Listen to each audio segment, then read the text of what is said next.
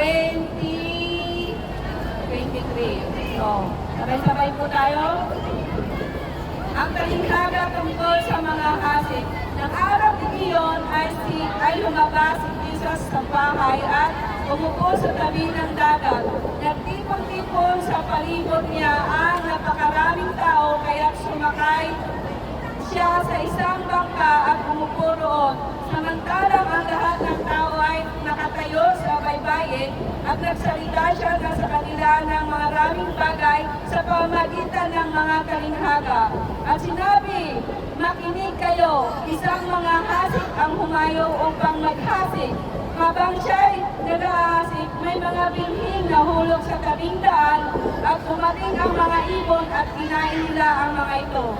Ang iba naman nahulog sa batuhan at na doon kakaunti lamang ang lupa at agad silang sumibol, yamang hindi malalim ang lupa.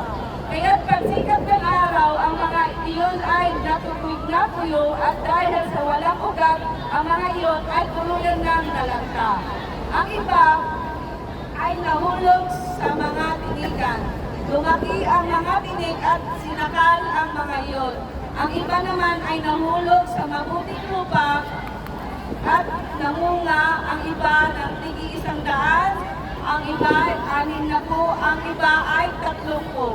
Ang mga may pandinig ay makinig. So, ito na po ang layunin ng talinghaga ng Matthew ng 13. Sabi ito, lumipat ang mga alagad at sinabi niya sa kanya, bakit ka nga nagsasalita ng kanila sa pamamagitan ng talinghaga?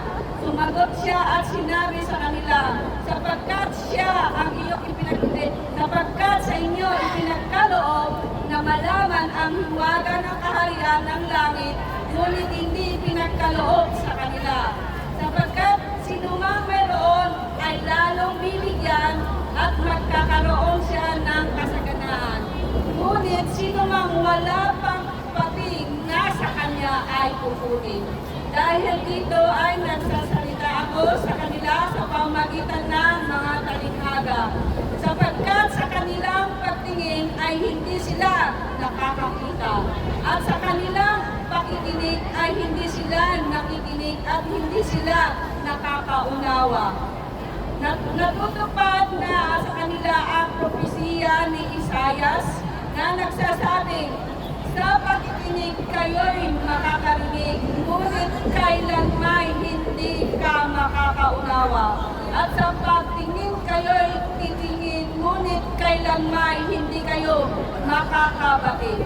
Sapagkat ang naging manhid na ang puso ng bayang ito at mahirap nang makarinig ang kanilang mga tainga. At ipinikit nila ang kanilang mga mata.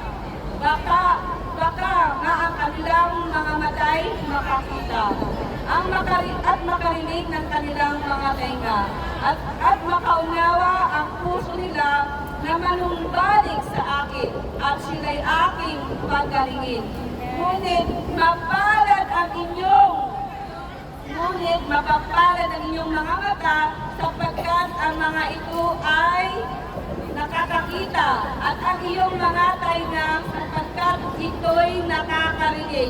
Katotohanan sinasabi ko sa inyo, maraming propeta at mga taong matuwid ang hangad na makita ang inyong nakita, ngunit hindi nila nakita.